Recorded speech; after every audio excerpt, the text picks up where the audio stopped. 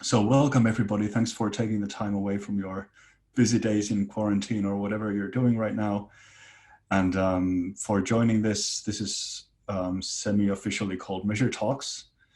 We'll see what this will be called tomorrow, but this is the inaugural thing. And I think that what we're trying to do here is just see each other and talk to each other and hang out together. An extension of our already pretty cool community on Slack and elsewhere as well.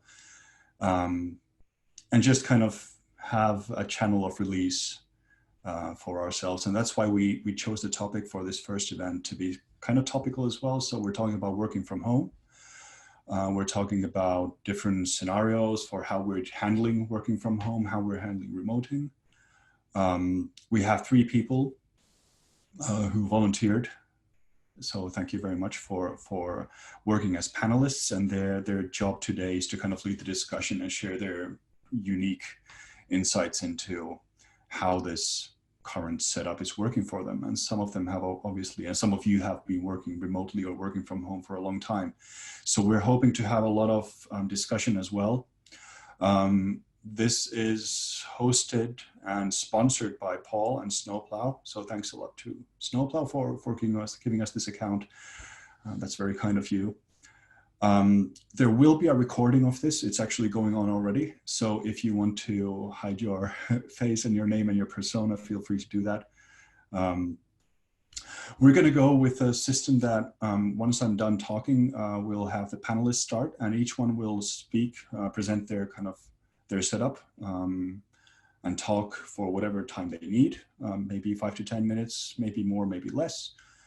And if you have questions or comments, use the, let's see if it's here. Okay, now I don't see the raise hands feature anymore, but you can ask questions in the chat. So you can find the chat in the lower bar of Zoom. I'm a novice in Zoom, so somebody can correct me if I'm saying weird stuff, but you can find the chat and you can ask questions there, and I'll then, ask them once the panelists are finished, or you can use the raise hands feature, which I don't see now. Maybe we'll use the clap feature. The raise hands feature is probably visible for everybody, but you're a host, so it's vanished for you now. Oh, okay. So in the participant screen, you can see the raise hands feature. Hopefully there's a button. Okay. So if you do that, I will make sure that you will get a chance to present your question using your own voice and your own appearance. So we'll try to create some kind of a queue there, but let's not worry about that either.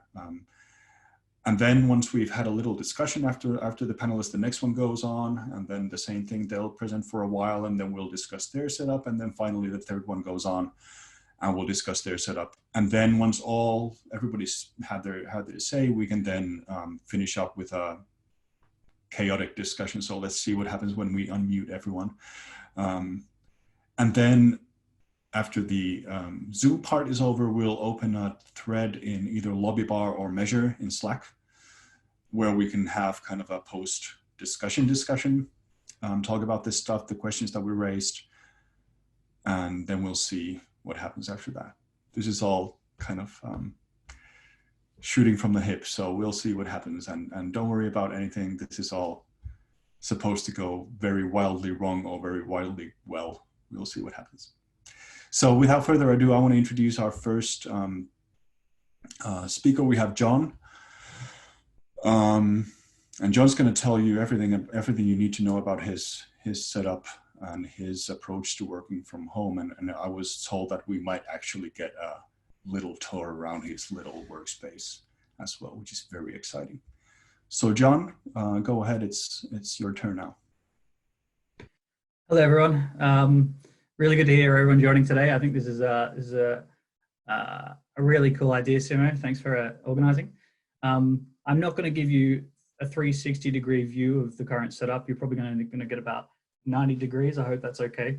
Yeah, to give you a bit of background, John McGowan. I'm originally from Australia, and at the moment I'm in Glasgow. It's a little bit colder here than over in Australia, but yeah, I've been kind of in the digital marketing analytics industry for a few years now. I've been working remotely for probably about 3.5 years now. And I feel like over those years, I've added to the tools, and I've kind of taken things away, and trying not to carry too much when I'm kind of on the move, or even just in general when I have my workstation out. So yeah, at the moment I've got 2 laptops. So one is just a Dell, and one is a little MacBook Air. I've started doing some app analytics work over the last 12 months, and that's kind of prompted me to get a Mac OS device. So at the moment I've got 2 stands, one on each, and I have a Bluetooth keyboard, a Bluetooth mouse. I also have a little stand that I use for my mobile phone, which is very valuable if, say, for example, I'm on a call, but I need to go into the kitchen, or I want to go do something else. I can just pop it up and continue that conversation, which is really useful. It can be frustrating if you're in the middle of either a client call or even just a personal call, and you have to hold your hand while doing something. So I find little stands like that can be really, really useful. Yeah, work-wise, I'm mostly in Google Analytics and Google Tag Manager. I started off as a freelancer a few years ago, and it's kind of shifted into a bit more of an agency model. So I'm still very much in the trenches, kind of on calls with clients and doing analytics work. But we also offer SEM and a little bit of SEO and some Facebook ads. So I do jump from hands-on consultant work to also project management work as well. So that will be in tools like Slack, in tools like Asana. And because it's agency work, we more often than not tend to align with the tools that the client uses.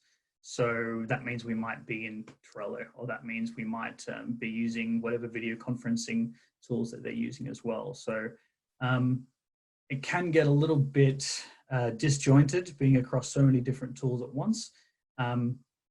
But I feel like with a lot of these tools being cloud-based, able to access them via the browser itself, I tend to just find that managing a lot of these cloud-based tools can be done with a fairly well-structured, tab management system, or like some people might use bookmarks. But that is really one of the major, there was a big turning point when I found a particular tab management tool. So the one I'm using is called Tabs Outliner. Am I able to share my screen? I could probably provide you with a bit of a dig through if you like, so I can show you exactly how I use it. I didn't really know it was going in the direction, but it looks like I'm sharing my screen now. So I'll bring it up now for you. Here we go. All right. Now, understandably, I'm going to flick through this fairly quickly because there's some personal stuff here, there's some client stuff in here, but basically on the left-hand side, I'll actually just shift over to say calendar's fine. So on the left-hand side, this is the column that I use. So I might have a project management folder, which might have a range of Asana projects in there. And there might be a client folder. So I open up a client folder. I can open another folder in there. So within that, we've got a tools folder. And then I've kind of split up all of my tools into the different categories of the tools that I use. So for example, DataViz might have Data Studio. It might have, anything, even resources that I might use for, I've recently started looking into Power BI. So I might have some tabs in there that are related to that. And then we might have analytics tools, social media tools, PPC, CRO, so on and so forth. So I think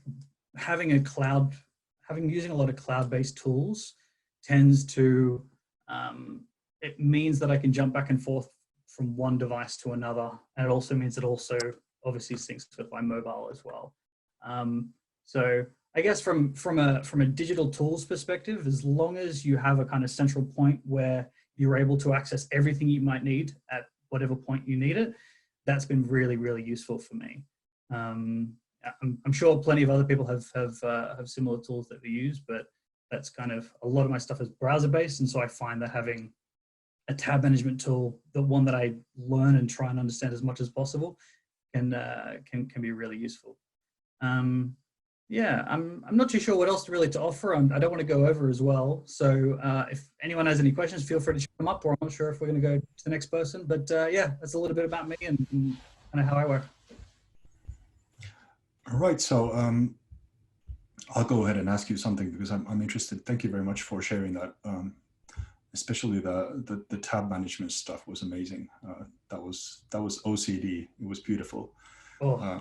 I also like seeing those little instructions to stretch in your calendar. I think that was a nice touch.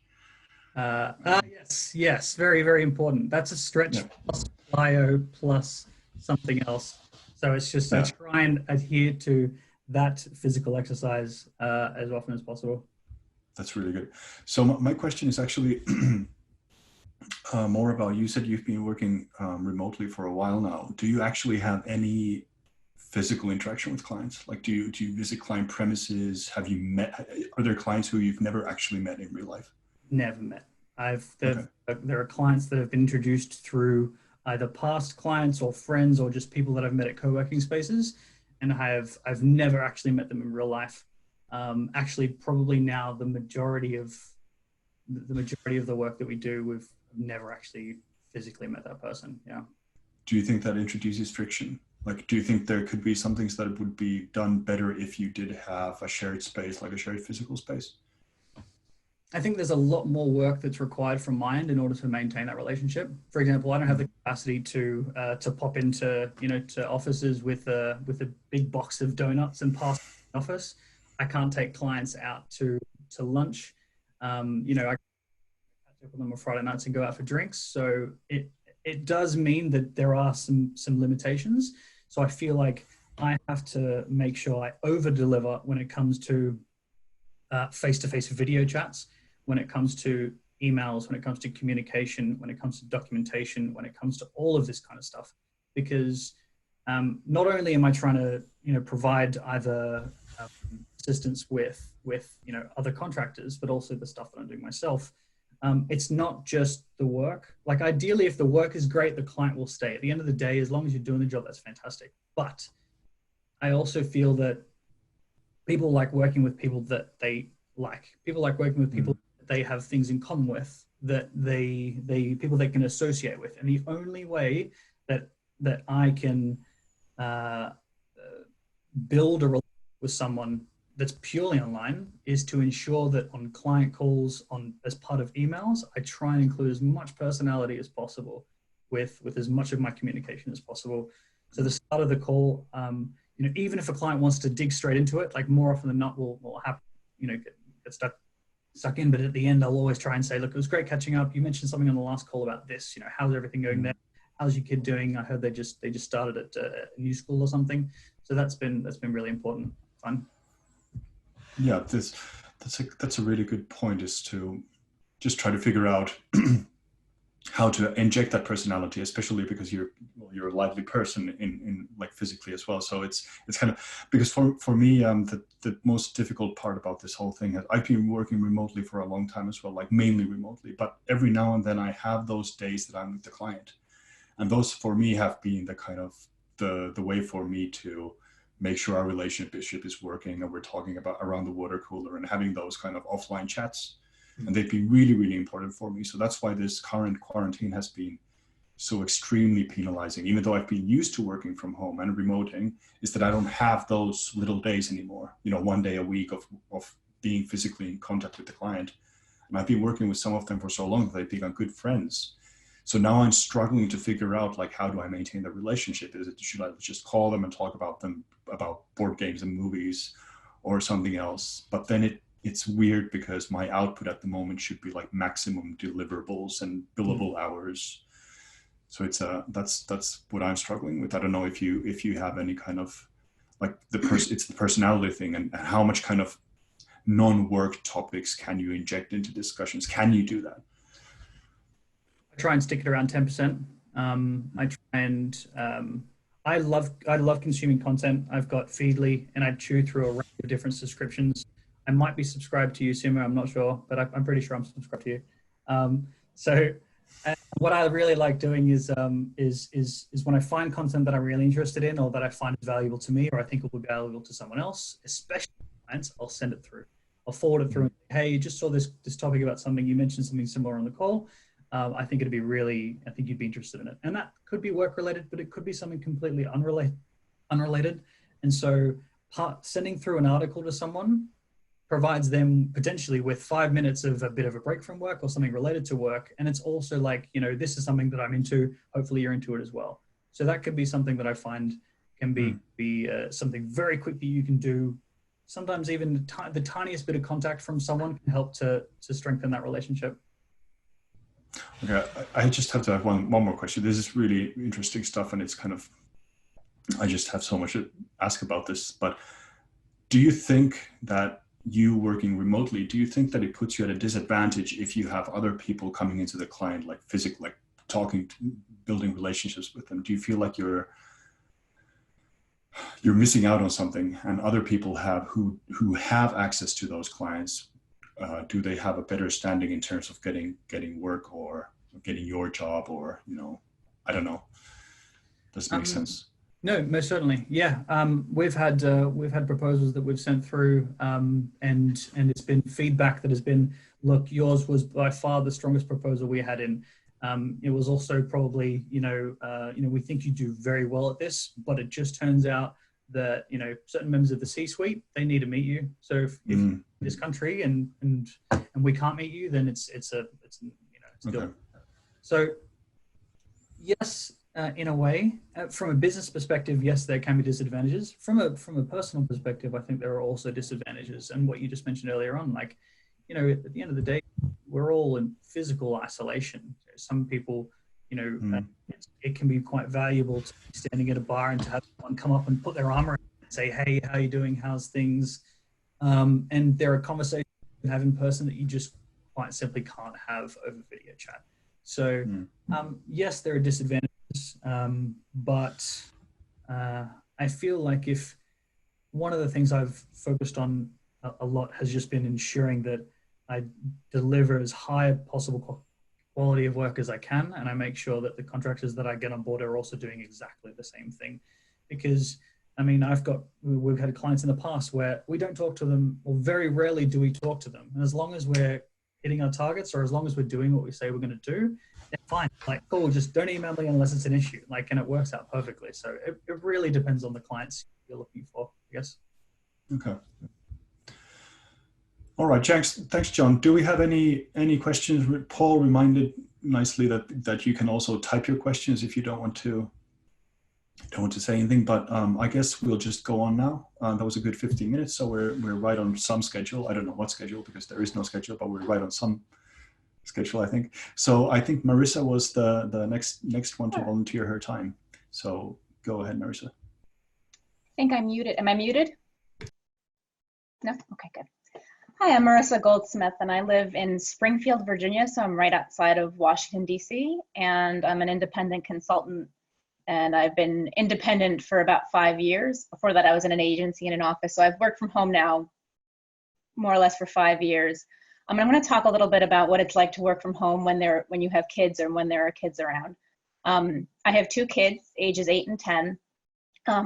My 8-year-old is also physically disabled. So one of the issues we're struggling with right now is, well, a lot of people are like, okay, kid, just, go take care of yourself and do what you need. She needs help with everything from toileting to eating. And so we can't just sort of stick her in a corner and let her play by herself. Yesterday, I gave her some crayons and they were all on the floor within like 10 minutes. I had to go clean everything up. And we've been through this before because she was actually out of school for about 3 months last year. So we're managing pretty well. And so one of the things, my husband is now working from home. He wasn't before. And so we have decided that we just have to sort of extend what our day looks like. So one of us is working from 7 to 2, and one of us is working from 2 to whenever we feel like we're finished. Because I'm my boss, I can make that as little or as much as he wants. There's sort of an expectation of the number of hours he's supposed to be working. So we're not really jumping all over each other in our home office. My home office is in the basement. And so it's really easy for me to be away from everyone else. Everyone else is upstairs and I'm in the basement. I have a big old desktop in the basement, and then I have a small laptop that I use upstairs when I need to be upstairs. But I think really the most important thing that worked for me both this year and last year was to determine what mode you're in, right? There's this sense that we have to be doing everything all the way, all the time, and that you shouldn't be blurring the lines between work and home. But I think we are all now in a situation where that's just going to happen, and it always happens. And so what I will tell myself is I am in work mode, and every once in a while I can answer my children or I can do something that's at home. And then I'm in home mode, and every once in a while I can answer a quick email or take a look at Slack. But I never try to say that I'm doing both at the same time. And I think really the most important, one of the things that sort of, I don't want to say upsetting, a little upsetting to me, where there's all these articles coming out now about how to work from home, what's the right way to work from home, is that they all talk about these rules. And to quote Greece, the rules are there ain't no rules. I like to call them guidelines. You know, you can say, you know what, I'm not going to work when I'm not going to work when I'm with the kids, but every once in a while you might have to. Or this is my basement and the kids are not allowed down here. But one time, I don't know if you see, I have a whiteboard back there. My 10-year-old went and like sketched everything she wanted on the whiteboard, and I didn't realize till like 3 days later when I was on a video conference that there were fairy mountains in the background. So there's just no rule. Like, don't feel obliged by rules. You want to wear sweatpants every day? That's just fine. You know, you probably should shower every once in a while for everyone's sake. But that's what's been happening here. As far as technology is concerned, one thing that I've noticed, like my setup here has always been just right for video conferencing. I have a whole lot of nice natural light that comes in my window. And then I'll notice if I have to do a quick video conference upstairs and on my Mac, that I sort of sit cross-legged and put it in my lap, and then I realize that everyone can see up my nose because of how close it is to me. And so I've been trying to adjust, like when I do have to be on a video conference, when that's necessary. And the other thing I've been doing is being very blatantly honest with my clients. About 2 weeks ago, I work a lot with agencies and other freelancers. And 2 weeks ago, I let them know that I didn't know what the next 2 weeks were going to be like. We were adjusting. I asked for their patience. I said I was still here. I haven't disappeared, but if I don't get back right away, that's why. I think everybody else was in the same boat. And then, I actually put a moratorium on new clients until like May 1st. Like someone came to me with a proposal, and a lot of people are all like, get everything you can now because the economy is going to crash, and get everything. And I was like, I'm gonna fall apart. Like I can't work anymore. Right beforehand, I was talking with Nicola about how like my husband and I are in the same house for 24 hours a day now, and we almost never see each other because one of us is kids and one of us is work all the time. And so take care of yourself if you can. I'm lucky because I'm flexible and we're in a position where we can do that. And so as much as you can, try to take care of yourself. The other thing that's sort of funny that's changed here is because I've always worked from home, and because I've always been alone in the house, and because I've been an independent, I would have no qualms like taking a 10-minute break to watch something, that I've been streaming, or like, go for a walk or do something else. And now I sort of feel guilty about that. Like, what if my husband comes down to do the laundry and sees that like I'm watching Luther, which is what I'm streaming right now. When I should be, if I'm not doing something productive, super duper productive, I should be upstairs watching the kids, and then he could be working. And again, we're not machines. And so we've sort of got to realize we still need to work in the breaks and take care of ourselves. So that was me.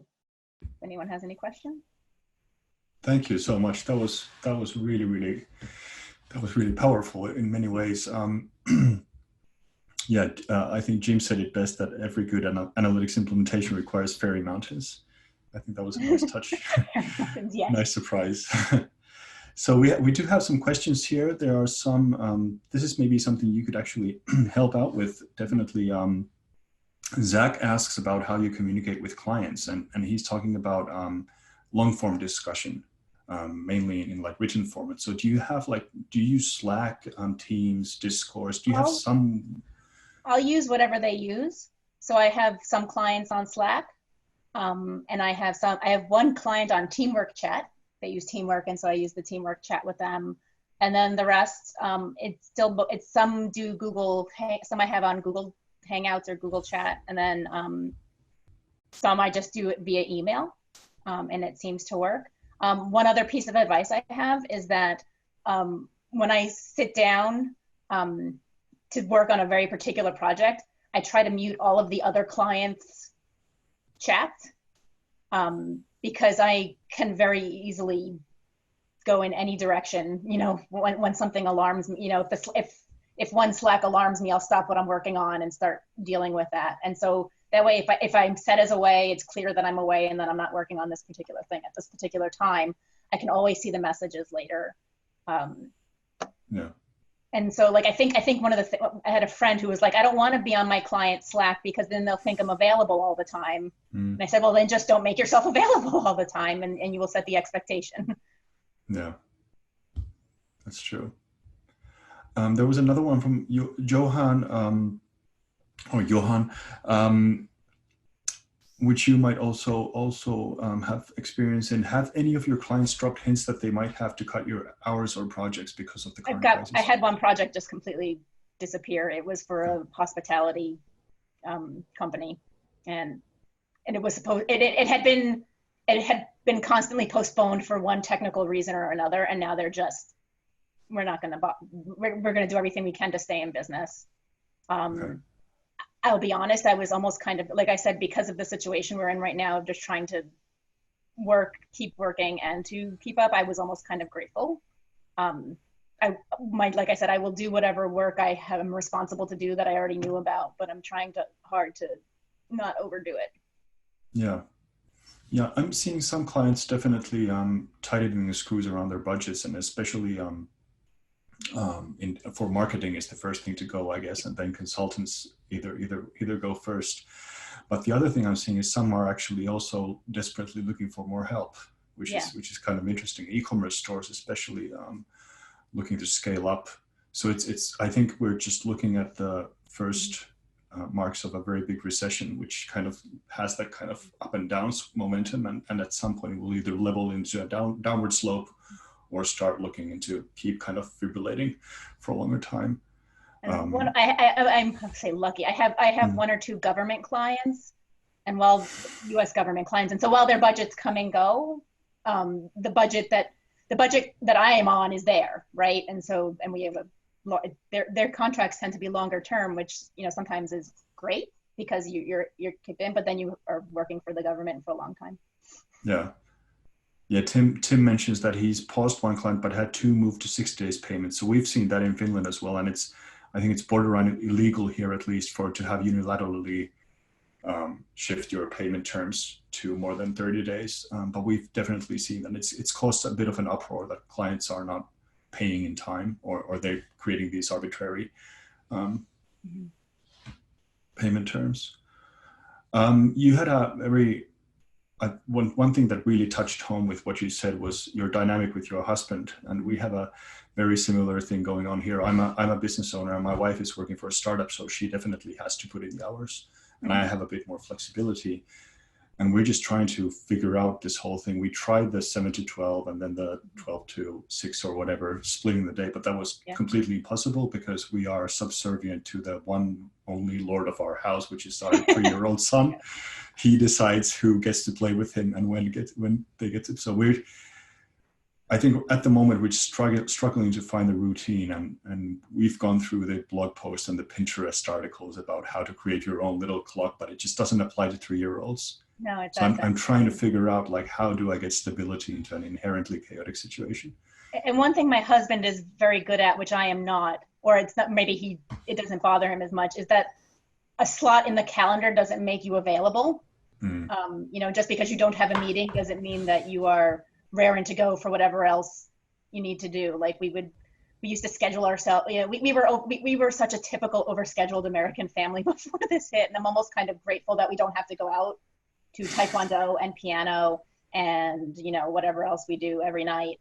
But the idea that was, well, you know what, we can work from 2 to 7 and then 7 to whatever. And then after dinner, you can work some more.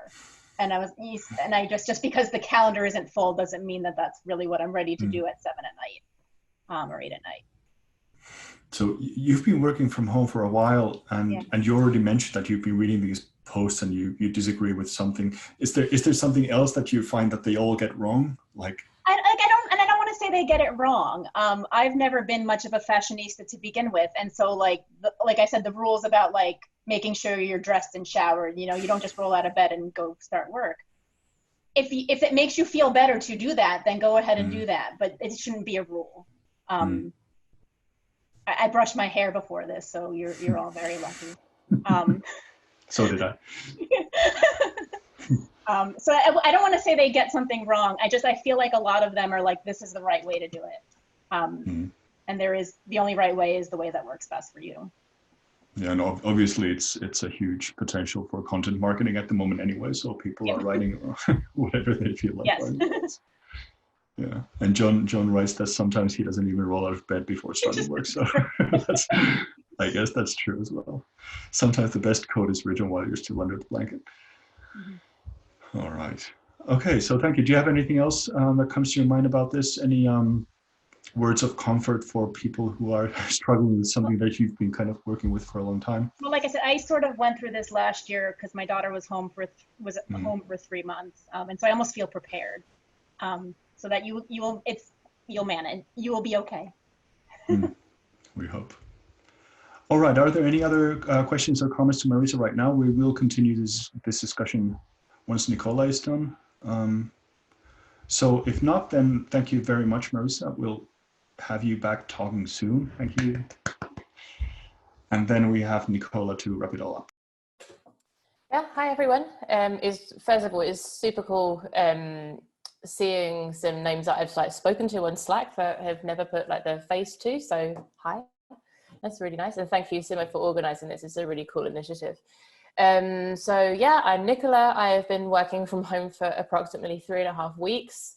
It's super, super new to me. I don't think I've nailed it or anything, but I'm trying to go easy on myself.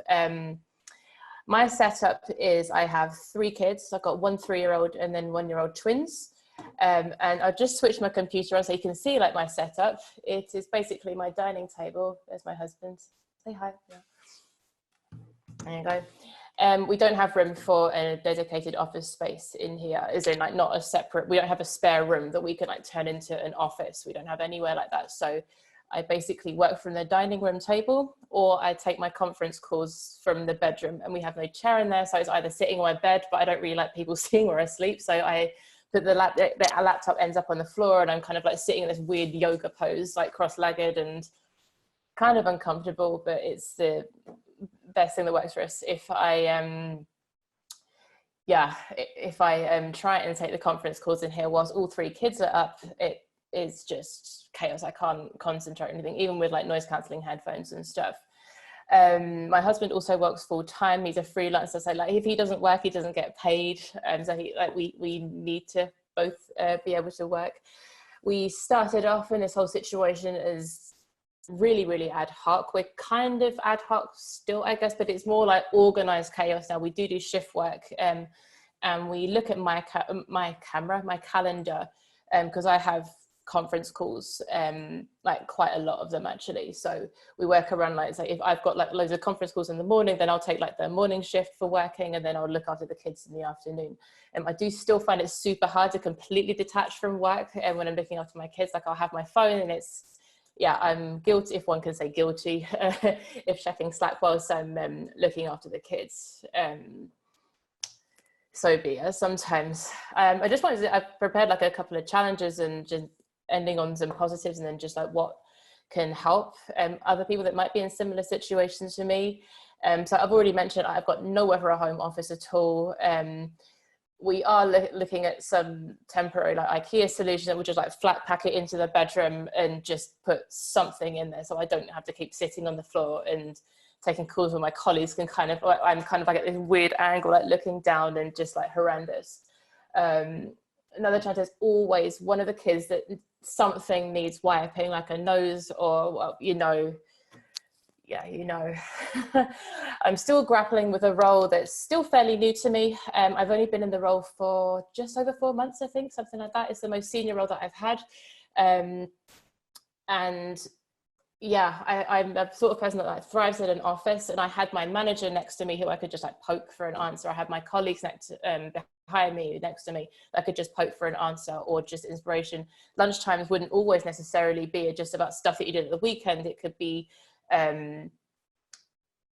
conversations could turn into business and stuff, and just stuff that you would never normally come up in like a structured like meeting or whatever. And I really, really miss that camaraderie, and then just like finding out like really random things that will then help your work. So just kind of having to grapple with this new role in a much more isolated way, that's been a real challenge for me. The parent guilt has been a big one for me. So my 3-year-old like loves watching like Paw Patrol. I hate that Paw Patrol theme tune. That's also another challenge. It just gets stuck in your head so much. I hate it. Anyway, like, so he wants me to watch that with him, or like Lego dinosaurs, and he just, Mummy, I want to see it with you. And she's like, I can't now, darling, you know, like Mummy's got to work and everything. Oh, but why? And at one time he actually said, oh, it's so lovely to have dinner without Mummy, when I was on a conference call. And my husband said, oh, why is that? And he said, oh, because she's always working. And I was like, oh, my heart just was, I got so upset at that. But it turned out that he was just experimenting with language, but still, you know, I felt horrendous at that. He is also at about 80% of my video calls, which is super sweet. It's really, really super sweet. He comes like this close to the camera and then like waves like that. But it is easy to lose your train of thought. Like if I'm in the middle of like something that's like really, really well thought out and everything, and he comes in, just starts waving, and then I'm just, okay, now I've lost my thread. And yeah, it is a distraction. I know that I'm not supposed to say that, but you know, it can be. That said, the positives, like he is a major hit on video calls, and my colleagues are so understanding, and yeah, they absolutely love him. They like know him now, and they always wave back and everything, which is really sweet, and it adds such positivity to the day. Also, like as I say, I have 1-year-old twins, and seeing the babies develop these different skills which they might have otherwise learned in daycare. So my daughter, for example, is just starting to walk with a bit more confidence, which is super sweet. And she might have developed that, as I say, in nursery. So it's really, really nice. That's one positive that I'm taking. Just like, you know, I'm getting to see them like develop much more than I would have done had they been in daycare. Also, the kids, as much as I said that I had like parent guilt and everything, they are super adaptable and super happy. So like, I do get times where I just feel the enormity of this whole global situation, where I'm just like, when is stuff going to get back to normal? Then I look at my kids and they're just super happy, like playing with a cardboard box or something, and they're just like, okay, you know, like there's still some stuff that's all right in the world, you know, which is pretty cool. Anyway, what's helped my situation to go from like ad hoc chaos to more organized chaos is the working in shifts. I mean, yeah, it may not work for everyone, but just to have like a spot in the day, which is like my time to work. And I do get up really early. I'm getting up at 5:30 so I can get a head start on emails and Slack and stuff before the kids get up. And then I work until, if I'm doing the morning shift, then I work until 12, then my husband takes over. It's helped me, even though like I have to kind of like come out of it sometimes and look after them if like one of them's having a nappy change or something.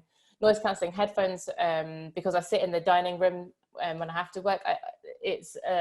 It was a game changer, and then sticking the white noise on as well. I mean, it sounds super obvious, but I wasn't doing it before. Even though I do it at work, so I don't know why I felt any different here, but yeah, that's been a bit of a game changer. Working in sprints as well, which I never really used to do, but I'd heard lots of good things about it. So I've now employed the Pomodoro technique. So I have a timer for 25 minutes and then I turn off Slack notifications, don't check email, which was super hard in the beginning, but I've gotten used to that now. And it's just keep going for 25 minutes, 25 minutes, 25 minutes. Then when that timer goes off, then it's like headphones come off, I have a 5-minute break, and then, you know, see the kids and then back to it. But turning off instant messaging for me was just super important, because no matter what I Pomodoro or anything, the Slack message comes up and I just get serious FOMO and just want to see what's happening now. Also, I'm very open with my team and my manager, because to be honest, I've actually been struggling with it quite a lot. I'm still a work in progress when it comes to working from home. I've been really explicit about what I'm finding a challenge, but so they can help. I'm very much of the belief of complain with a solution. So not just going, oh my God, this is so hard, I'm not meeting deadlines, and oh my God, but really kind of saying, okay, I'm finding it a challenge to do this, this, this, and this. It would be really great if somebody could help me on this, but if I could delegate this part to somebody else, because these are not normal times. Best practice kind of goes out the window because we're just, we can't even do normal practice, let alone best or whatever, you know. But I think like my best tip is if you are a working parent, especially if you're really new to working from home, just go easy on yourself. Like, you're not failing. A friend of mine shared something on Instagram today, which just, I think it's been doing the rounds actually on social media, and just says it's not working from home, it's trying to work from home in a crisis. And that I really, really, really needed to read that today, because I've had a shocking week. Like, it's been so difficult. And I think like yesterday, I was just like almost crying to my husband, just like, I just can't do it. I just can't do it. And then I see something like that, and then I hear other people's stories, and yeah, I'm another one who just like hates those Pinterest schedules. It just, I think they actually said on Measure, it just they make me want to headbutt a wall. So they're just like, I find that absolutely impossible. Like success for me at the moment, it just looks like everyone survived, and we have some semblance of a smile on our face at the end of the day. And you know, me and my husband aren't arguing that much at all. I know that sounds like a funny thing, but I mean, I know that there are certain couples that are struggling with this sort of thing just by being cooped up the whole time together. So yeah, that was a really, I think I spoke very fast, as I usually do. Still haven't nailed the whole like presenting on Zoom sort of thing. I'll get that. But that's about it. So yeah, look forward, if there's any questions or points of discussion, happy to answer. Thank you so much. I hope this brought you some relief to your week, getting to vent some stuff. And so you said that you pretty recently started at your new role, like 4 months, was it? Yeah, I've been there since November, so yeah. Okay. Do you think, or have you found, I guess, this situation, are you really finding your like KPIs at work? Like I don't know if you have like OKRs or some kind of way to measure or gauge how well people are doing whatever they're supposed to be doing. Do you think that you're forced to renegotiate those things, like give people a lot more slack and understand if they're not producing as well? We haven't actually had our KPIs changed, actually. I hadn't even thought about that. But like I think maybe it depends on your relationship with your manager if you're a full-time employee. I've got a really good relationship with my manager, and that's why, I mean, I feel that I'm able to be completely honest and transparent, constructively, obviously. And like, he's very aware of my situation, of the working at home situation for me. And yeah, we've just worked together and just agreed like what parts can be delegated, what makes sense for me to do, what makes sense for me to delegate, because I'm leading this really visible project. And I just said, I mean, I'm not as visible as I should be because it's impossible. And I can't really lead from the front if I can't be seen, that sort of thing. So my definition of success there is, it's a success if like shit gets done, basically. And then the other stuff I've just had to delegate out, including to my manager as well. But I've just been really honest with my team, and not just said, you know what, my life is just so hard and this is just how it is. It's really trying to kind of like work together, because I still want to get stuff done. I'm still ambitious, and I still want to do the company proud and everything. But yeah, and that's another thing as well. Like I tend to be really hard on myself and push myself too much. And I'm really having to just like go easy. So I need to take my own advice. Do you think these things you're doing with Pomodoro, for example, they're and kind of, we're all forced to kind of reevaluate how we focus on things. Do you think these are like really valuable lessons for the future as well? Like when things go back to normalcy, hopefully they do. I think do you think there's like a lot of stuff that we're also, well, we're growing in so many different ways right now in such a short amount of time? Oh God, yeah. I mean, for me personally, I think Pomodoro is something I'm going to use a lot in the future. Like a lot. It has been that technique has been invaluable. I cannot believe I've not employed it before this, actually. Like, I'd heard a lot of good things about it. And yeah, I just never tried it. I don't know why. But for my personal situation, I'm so much more productive if I just like work in sprints, just head down, bum up, as we say, and then just crunch for 25 minutes. I do think though, like in terms of what you say about will it force us to, I'm just going completely rewording what you said now, sorry, but like will it force us to kind of just like look at our working habits? I mean, I live in Denmark, but I come from the UK. There's going to be UK based people there, so please jump in if I'm wrong on this. I mean, I've not worked in the UK since 2012, but I think the UK is like a little bit behind in terms of like attitudes to remote working, depending on like what company you're in. And I'm going to be really, really interested to see if this actually has an effect on how UK employers view flexibility. Like I've got a lot of my friends working in companies in the UK, like in London and everything, and they're just like, yeah, we got no, like before all this stuff kicked off, they're like, my employer doesn't allow flexibility. It's all about bums on seats. It's about you need to be there at 9, leave at 5, ideally a little bit before 9, a little bit after 5, just to kind of like look good. Now, obviously, you can't do that. So if people can see that the work is still getting done on a more flexible schedule, then, you know, will it, I don't know. I hope so. That's one thing I didn't like about working in the UK. So. Yeah. Well, I think one of the interesting things is that, you know, even talking about what is normal anymore, like, is there going back from this? Because I think Rand Fishkin just published a really good blog post about this, where he talked about a variety of things about the current situation. But one thing he talked about is that we are creating the new normal now. And maybe in a year or so, what we're doing right now is going to be the de facto way of interacting with people. Whereas remote is going to be the new normal, and on-site work is going to be like shunned upon, because there's no saying like what's going to happen. And hopefully we're going to be a bit more prepared for the next wave of epidemics. But I think this is kind of interesting, and I think organizations should start looking forward those like 12 months already from now on, like how are we treating our people, and how are we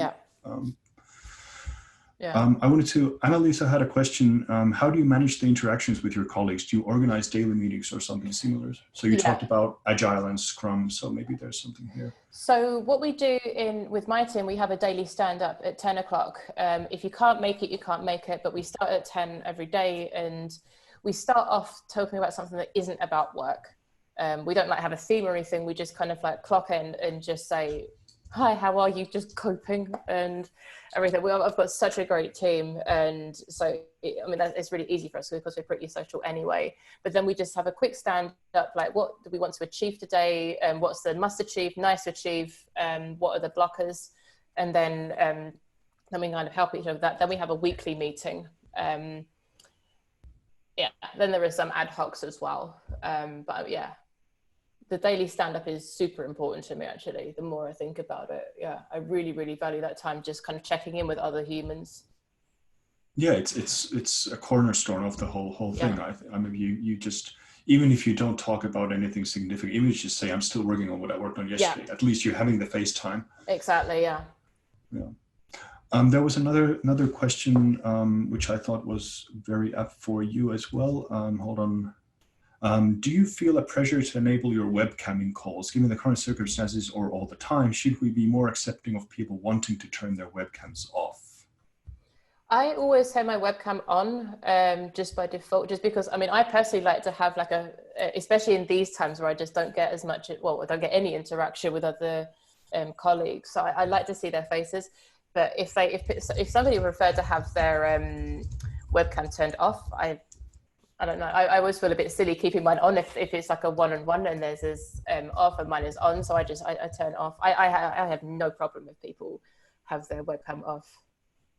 I haven't really thought about it in that way before, but yeah. Does it make you suspicious what they're doing or where they are? No, it didn't. No. Well, now you do. Yeah, exactly. Yeah. All right. Lots of talk about Paw Patrol. I have my own opinions about that, but I will hold them back because obviously there's so much angst against them right now. Any other questions to Nicola particularly? There was a talk about office space, but I think that would be rubbing it in your face. But somebody was asking, hold on, where was the question? Seems like I'm in the minority with an actual dedicated office room at home. Anyone else this lucky with the space being available? Well, one thing you discussed was that you're trying to hack it. You're trying to turn something into an office. What do you think is going to work? Like, what do you have in mind? So we've had the measuring tape out and everything, which is great because my husband loves measuring walls and stuff. I don't know, maybe it's a guy thing. I don't know. Sorry. Yeah, we've been measuring a lot in the bedroom the other day, just space to put a desk. Like, where the hell can we? Because I think we actually discussed it before, haven't we?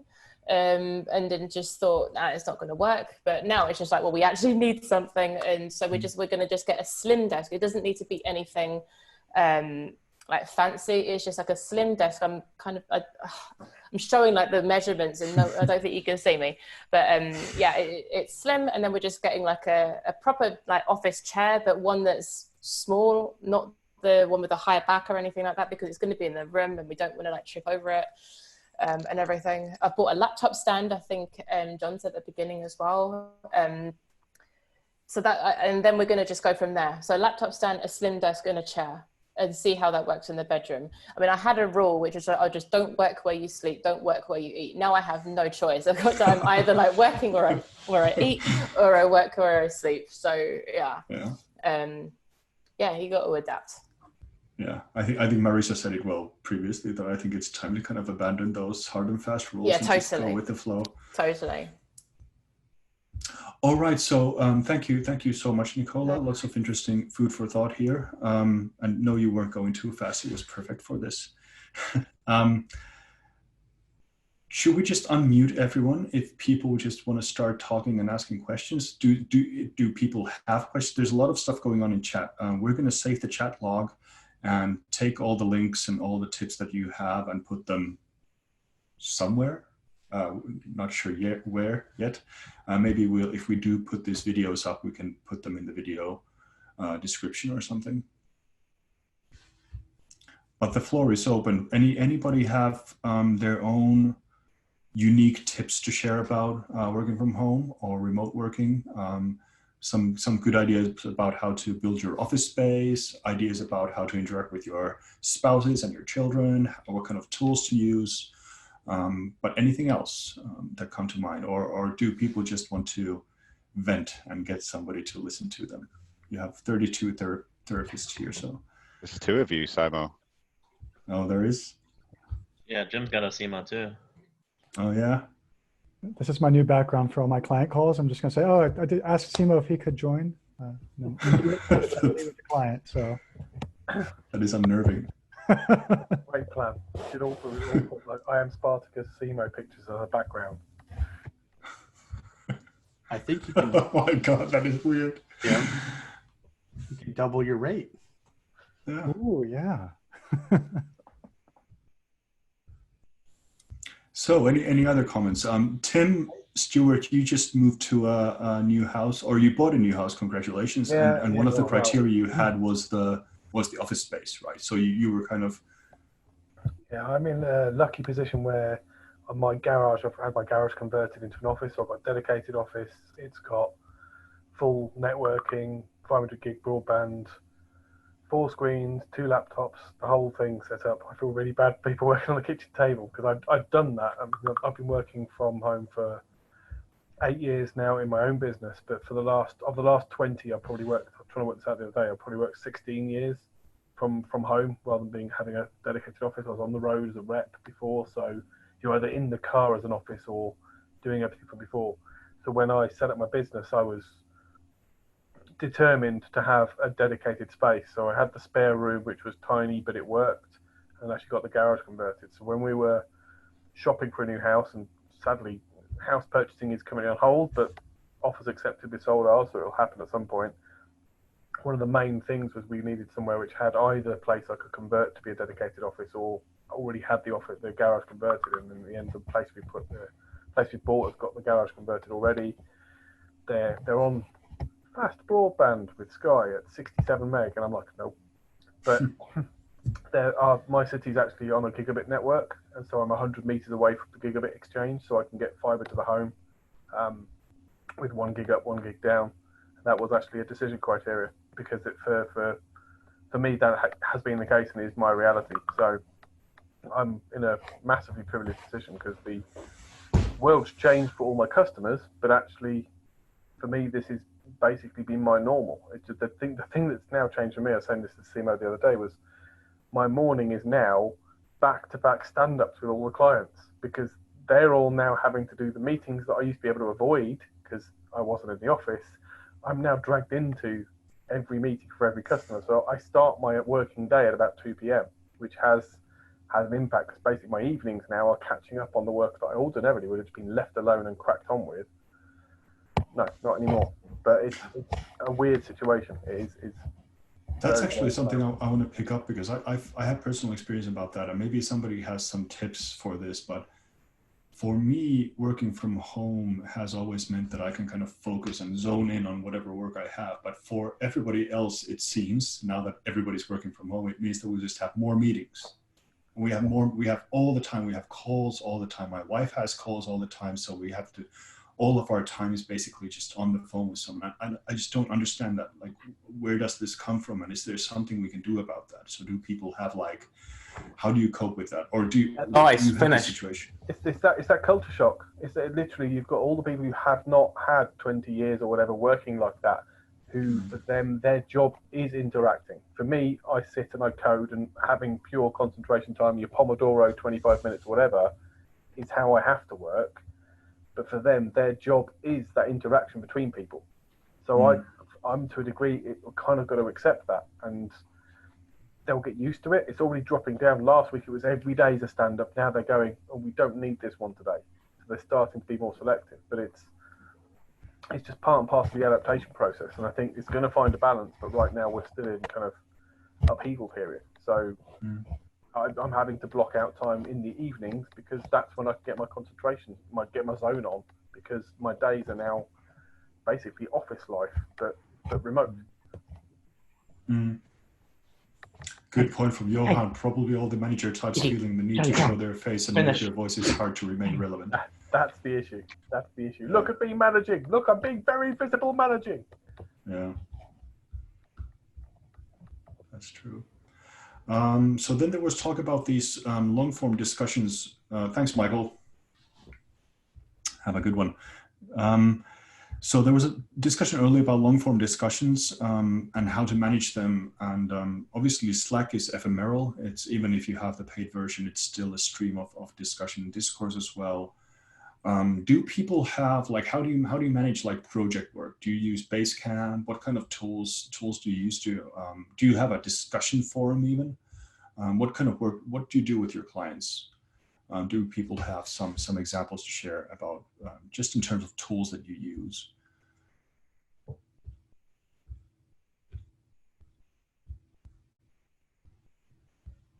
I mean, I use Asana a fair bit. Within Asana, you've got task-related discussion. You also have the conversations section for each particular project.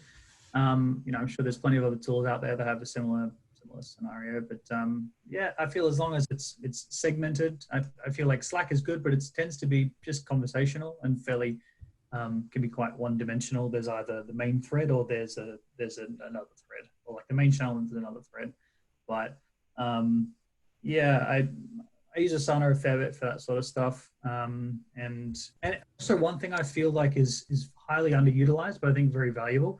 It seems like there's either written chat or there's video catch-ups, but I tend to actually really like sending little voice messages within WhatsApp or tools like that, because it doesn't take you so long to write out everything that needs to be discussed. And because there isn't necessarily a paper trail, you could be fairly vague with it. You could just be like, hey, we talked about that thing the other day. I don't remember exactly what it was, but I feel like it could be really valuable for the rest of the team. Let me know when you got a chance to catch up. And within seconds, I've passed that on. Instead of, if I'm typing it, I need to be like, okay, what exactly was it that we were talking about? Because then, then it's a reference. So that could be really good too. It doesn't take up much time, and it's also quite personal as well. Oh, that's a really good tip. So maybe more for the kind of informal stuff that doesn't need to leave a paper trail. That's a really good idea. Yeah. I'm a really big fan of Trello. I use it not only to track all my projects, but also to track what's in my fridge. And I've been trying to use it to manage the homeschooling, or the crisis schooling as we're calling it, as much as we can. The beauty of it is there's no rules. It can be whatever you need it to be. The only problem is when you let clients into it, if it can be whatever you need it to be, they can sort of not follow your rules or your guidelines. But I do like Trello for more than just Kanban stuff. So you use it for like as a personal Trello as well, like for your own life management? Yep. Okay. Do you have any tips for that? Like what kind of categories do you have there or? So what I do again for having no rules, so for my personal to-do lists, I have the things I'm going to do today. And then instead of giving everything deadlines, just I have today, soon, pretty soon, and in the future. And again, so there's like this constant feeling that we're constantly failing if we don't do things by the deadline we've set for them. And so basically today is today, pretty soon is this week, soon is this month, and then everything else can sort of fall out. But that's how I do that. I do my meal planning on it too, so I know everything, so that like my husband is not as technical with these things as I am, but like I can print something out and be like, this is what we're eating today. And if I have to keep working, he can go do stuff with it. Yeah. I would actually tend to agree with that. I try and utilize as many tools as possible across both personal and business. For example, I use Google Sheets for work and for my personal life. I use Asana for work and for my personal life. Calendar, both. Whiteboarding tools, I try and use both, because if I'm only using it for work, then I'm only going to use it for really important stuff. But if I'm using it for personal stuff, I can take my time and I can tinker, and I can start to all these really cool features just start appearing when you're in such a rush. And so that's really valuable too. Plus, then your kids get into it, and now my kid likes to do spreadsheets. my kid enjoys spreadsheet art now. My niece is actually my niece has got into using Google Slides, so she creates her own presentations. She's 9. She's the same age as. Say hello, Isla. Hi. My daughter. So Emma and Isla both take part in swimming club. They both do. Somebody earlier, I think it's Marissa was saying, kind of like, you've got all the kids after schools activities. They've just disappeared. I should have loads more time. But the swimming club have actually been really proactive. They've given us more learning plans than the school have. So they were doing kind of workouts earlier on. They've got to visualize their PB time and mock out their race on a Zoom call later on. And today's project was they've got to pick somebody who they think will be an Olympic champion who's not yet won a medal, and create a PowerPoint presentation and present it to the team. So, so my niece, my sister's kid, was like, I love this, and she does PowerPoint slides in her free time just to amuse herself. That's pretty impressive. Okay. So there was a very good tooltip. We work with clients in different time zones, and we found Loom, so screen plus voice recording, pretty useful to walk clients through a report or outline an issue without having to book an ad hoc meeting. So that's www.loom.com. That's actually a really good tip in general, which I found is, especially since more and more communication has slipped to email, is to, instead of going through those laborious calls that people don't prepare well enough for, to ask them just to do a quick screencast or a recording. And that's been really, really helpful. It saves everybody's time. It's a bit more work for them, but on the other hand, you have a concrete piece of work to iterate over, rather than just ad hocing it in a call and trying to find which button does what and so on. So that's been really useful, especially for implementation work. There's lots of tools here being thrown around: Screenium, Zoom, of course, Miro. So we'll definitely save this chat transcript. One thing I'd go on. We talked about kind of project management and stuff earlier on when I was nipping off to get a drink. Sorry, it's Friday. One I'd recommend highly, if you're using Pomodoro, I'd combine that with Toggl. So Toggl is time tracking. I don't know who uses that. Now there are time tracking tools that work with project management system, and Toggl through Zapier can probably integrate with the one you've got. The reason I'm recommending that is particularly for teams who are just starting to work from home now. They'll be going, where does your day go? Like, we're all kind of, it's a blur at the moment. And because these things are just happening, popping up, you don't time track like you're keeping a timesheet if you're working on a particular project, and it's actually going, well, why is this project taking twice as long? It's because the day that you thought, I've got 8 hours of that day, it's a 16-hour project, it will take 2 days. But what happened was you had a morning's worth of stand-up, you had a couple of calls, you had a bit of time doing this, you actually only ended up with 1.5 hours of productive time on the project. So your 2-day project actually takes 2 weeks. And if you're not used to that, if you first coming into working from home, all the people you have been relying on who would crunch through, put their headphones in the office and get an 8-hour day done, they're now less productive than they used to be. And if you're not tracking it, you don't know. And you have to, if you want to try and work out your deadlines, work out kind of, I've asked for this, why isn't it ready on Tuesday? Even if it's just, and I'm not saying to fill it in to get your pay, like this many hours, but actually just as a side project, and Toggle's simple because it just records it on your own database, doesn't need to match anything. Just click the timer and you can set it so it nags you. You've not logged any time. What you've been doing for the last 15 minutes. And if you just jot down, I was answering an email, you start to find out how much of that day is burned on the stuff that is actually overhead. And then when you're going, why am I not getting this stuff done? You can turn around at the end of the week and go, I've only got 4 hours done on the thing I need to get done this week. If you're not tracking, it just feels like, oh shit, I'm getting nothing done. If you're tracking it, actually you can turn around and say, right, this is something I can handle. This comm stuff needs to happen between 9 and 10 a.m. because I need this block of time to work on stuff. And Toggle's really cheap, really simple. If you want to pay for it, the API is really good. But it's a good way to start to quantify this stuff and go look for optimization opportunities to go, this stuff isn't working the way it used to. Where's the problem coming? And if you start finding yourself logging in ad hoc call from X, you can start going, well, 90% of a week was spent on ad hoc call from X. That's killing my productivity. What can I do about ad hoc call from X? And then these tools about, record me a video before you ask me a stupid question, can actually come into play, because then you can say, by putting this in place, I saved 45% of my time. But if you can't quantify it, you can't justify why you're doing it. So I'm not saying for managers to beat up their people saying you didn't log this time productively. I'm saying personally, keep your own personal toggle to go, where's this time going? And very quickly you start to see patterns and things that you can eliminate, which make that an unproductive day, and get rid of them and make it more productive. So whilst time tracking is almost going to do timesheets, actually no, just as a personal project in the first couple of weeks, couple of months, track that stuff religiously. When it pings, you go, what was I doing in the last 15 minutes? Type that in, and then you end up with a record, and you can start to look at patterns and real working data. You can start to spot opportunities to go, that could be improved, that could be automated, this could be something we define rather than just happens ad hoc. And you claw back hours which add up to days during the week.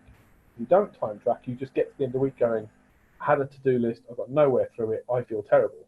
And actually, it's that little bit of achieved goal stuff, which, I don't know, mentality, you need to have that kind of external motivation. You need to say to yourself, I'm not a fool, I'm not behind, we're not losing on this stuff. Actually, I ticked a ton of stuff off this week, it just didn't finish, there was no bow on the end of it because my job this week was to crack through, not finish. Yeah. All right, thanks, Tim. So there's a lot of love for Toggle in the chat. So definitely something to look up. I think this almost sounds like this would make a good blog post about what we've been talking about today, if somebody wants to write about. Obviously, there's been so many things written about working from home tools. Helen raised a really good point, and maybe this is something we can have as our final discussion before wrapping things up. But Helen wrote that we talked a lot about working from home with children in the house. For me and for other people, it's the opposite. So people live alone, and it makes little difference whether to work in the morning or in the middle of the night. Are there people who live alone or work alone most of the day and have advice for these situations? I think John definitely had something to say about the topic. Yes. So I actually find that what I've been doing over the last couple of years is scheduling soft monthly catch-ups with friends. There's nothing at all to discuss whatsoever. It's just, and I say a soft monthly. In other words, it's not locked in. It's not 100%. If we want to move it, if we want to cancel it, there's no commitment whatsoever. And those tend to go for anywhere between 15 to 45 minutes.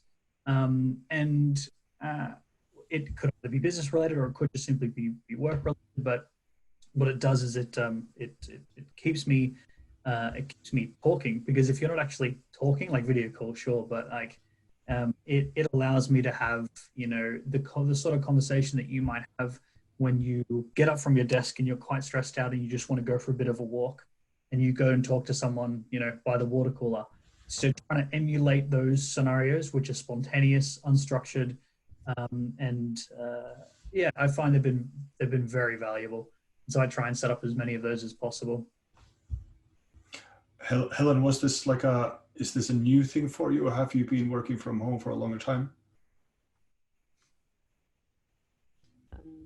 No, it's pretty new. So I'm originally from Germany, and now I live in Pittsburgh, US. And so I'm new to the country since 3 months, no, 4 months. And so it took me some time to meet new people here. And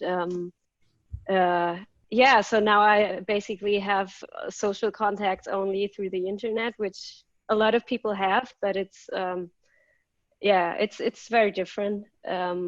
And yeah, sometimes it gets lonely, I think. Yeah, and I just hope it gets better soon. But it's nice to talk to people, and yeah, that's a good advice to just constantly talk to friends and family, yeah, and play stupid games on the internet. I do a lot of work with the SEO lot. They've all got the Corona Pub, which was my daughter was watching them. They hired a magician to do a Zoom chat with a magician. Oh yeah, that's cool. So if you've got that social group, that's one thing. But I think the other thing is it gets very easy to just sit on a camera, talk bollocks, and drink booze. If you need that social interaction side of things, like feeling you're doing something more. One of the guys I'm working with is on his own. He's 3,000 miles away from his girlfriend. He's properly miserable, but we've got a book club. So we're doing stuff where we're reading books, we're kind of just assigning books, just like we do a normal book club. But we're doing something that isn't work, isn't just, hi, how you doing, let's get drunk. It's kind of like your classic book club setup. And whether that be playing chess as a hobby, whatever, but something that is non-work, that feels still like social. Like if you go to the pub, play darts or whatever, try and do something that is above and beyond. Some people have taken up poker, maybe not recommend that, but do something that is kind of a hobby thing that you wouldn't necessarily have done with them. Like you wouldn't necessarily go to the pub and socialise and do a book club thing, but that sort of stuff can be really good. There's a gaming channel on MetaChat, that's exploded in the recent weeks because people are going, oh look, Animal Crossing, what about this, what about that? Find an interest you share with 1 or 2 people where you can all check in during the week, because then it feels like almost like a catch up with stuff, but you are catching up with stuff that makes you feel human about stuff without having to talk about, oh my god, what about the latest death count or whatever else is going on. Yeah. And then when you do finally meet up, have a great weekend away in Copenhagen or Amsterdam, like make it so you've got something to look forward to, and then you have got the human part to look forward to. But I've got my brother's locked away, same thing, he's on his own, we feel bad but can't come around and visit the nieces. We're playing Scrabble with him, like literally we're doing Zoom stuff, and the kids stop for an hour during the day and they play Scrabble with him, and it's not anything in the curriculum, but it makes him feel like he's not completely on his own. I definitely agree with that. I'm hosting a quiz night tomorrow for where it's like me and my husband, and then my brother and sister-in-law, and then my other brother-in-law as well. I'm so looking forward to it. I put everything into slides and everything.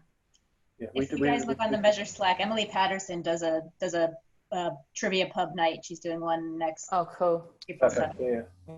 We've started doing every other Wednesday at Snowplow. We have an evening thing together. So we did trivia night last week, and next week's a scavenger hunt where we're going to have to run around our own houses and find items, and whoever gets them all first wins. Yeah, so this is the sort of stuff, just do something which is kind of almost the silly shit you used to do at university. The first freshers week or whatever, when you're kind of making friends with people, this is that weird situation where if you are sat there and you're feeling like I'm on my own, you're not, but people can't be there physically. But there are these silly things, be it book club, be it we're all going to make up our Harry Potter name, dress up. This is something my friends did with their kids. They all went up and went, right, we're going to invent a Harry Potter house. They invented a new house. They all decided on a logo, and then their Zoom evening was basically presenting their new Harry Potter houses to each other.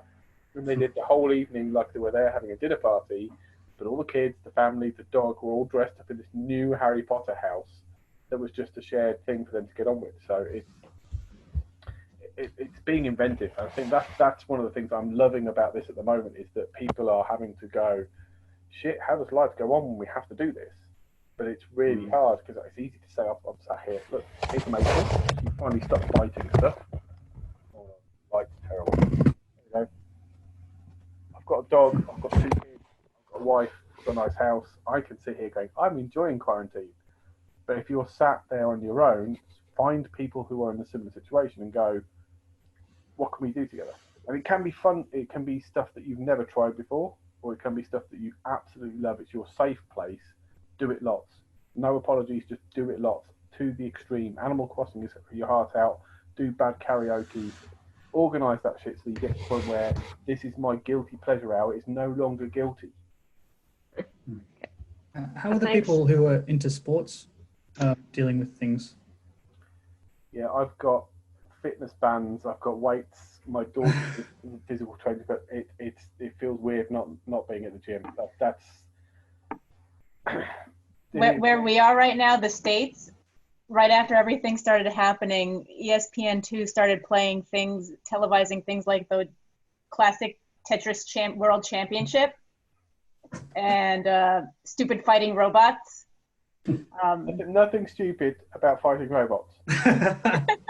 It's called the Stupid Robot Fighting League.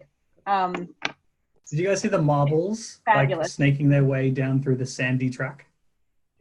Yes, that's a couple of. Have you seen the guys doing the Lego recreations of classic rally races? No. A lot of people with free time on their hands. Like all the sports photographers. I used to work in the motorcycle industry. All the sport photographers we normally be out photographing MotoGP and World Superbike. I've got nothing to do. So they're all literally like making Lego models and recreating great battles of every time. Cheers, Nicola. Bye-bye. Take care. It's entertaining seeing kind of the creativity that's coming out of it, but it's sports, gym stuff's hard. I don't know who's in the UK. I think Nicola's. No, yeah. So with kids, you've got what's his name? Joe, who's doing the fitness thing at 9 a.m. for the kids. It's not for kids. Join in. So we've got the fitness guru doing like a 9 a.m. live stream. Join in, do the jumping up and down stuff. Like anything you can do to keep yourself sane whilst you're in lockdown is valid. And I'm interested to see how many of the people come out of this going, I really enjoyed that, and I'm going to keep doing it. So I think what I'll do now, really fun talks and really good stuff. And you can, of course, continue hanging out in chat. Paul, do you have to be present for if people want to keep talking, or do you have someplace to go? I don't know. I think I can leave the Zoom alive even if I go, or we can move it into Slack. So I just want to wrap things up a bit. So we had some really lovely presentations from John and Marissa and Nicola. So thank you very much. A lot of food for thought and a lot of different viewpoints, and then some. This chat there turned into like a really goldmine of different tools and practical things. So we'll definitely try to wrap things up somehow, maybe in a little Medium post or then just a Slack thread or something. There is a channel in Slack where we're planning this stuff. So it's Measure Talks. It's a private channel. So ping me if you want access. It would be really nice to have more people there because we're trying to figure out what we'll do next week and the week after. But one thing that really struck true was that I think many people mentioned that this is, first of all, for many, it's the first time seeing some of our faces. We interact with each other daily in Slack. So it's really, really cool to see people and interact with you guys. And some, Helen mentioned like having this kind of camaraderie and this company is really important, especially when you're alone, but even if you're not alone, even if you have family and everything, it's still fun to have like a new social group. So one thing that I am thinking is that maybe we turn this into like our weekly pub night or whatever, some spear, but we'll have a kind of an official part. So somebody show and tell in a way. So somebody or a group of people present on some topic, and then we'll have the rest of the time for this kind of free flowing chat, because I think this was the, in a way, one of the most valuable parts is that we can talk about things that were inspired by the discussions that we started off with working from home. I just have the kind of feeling that most of our free-flowing discussions will always revolve around these topics, whether or not we start with tag management or JavaScript or Snowplow or whatever. We'll be going back to all the things that are going crazy in the world today, and I think that's fine. And I think we need a place to vent this stuff as well. And we can try the Harry Potter things and the pub quizzes and everything, but I think personally that the most valuable thing is just see you people and see each other and talk to each other and just have a place to kind of vent. So I think what we'll do is we'll try to turn this into a weekly event. We'll see what the best time is.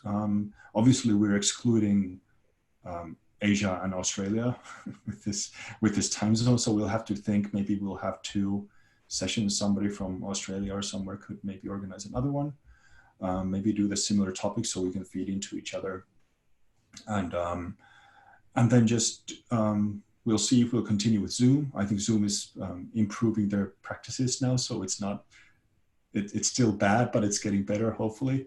But we'll definitely take a look at other tools without prejudice. So, but as I stated from the beginning, I want this to be a stress-free environment for everyone, including us who are trying to figure out alternatives for Zoom.